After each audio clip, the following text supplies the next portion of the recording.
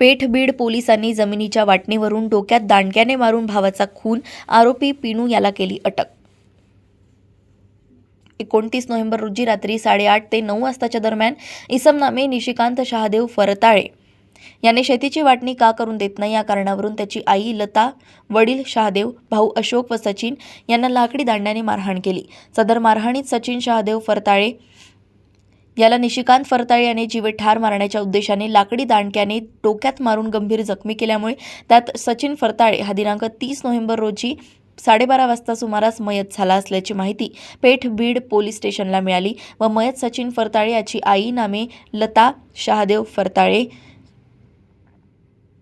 यांनी पोलीस स्टेशनला दिलेल्या तक्रारीवरून खुनाचा गुन्हा दाखल करण्यात आला। पोलीस ठाणे पेठ बीड येथे गुन्हा दाखल होताच सदर प्रकरणातील आरोपी नामे निशिकांत उर्फ पिनू शहादेव फरताळे वय वर्ष 42 याचा पोलीस अधिकारी व अंमलदार यांनी शोध घेऊन त्याला तत्काळ अटक केली आहे।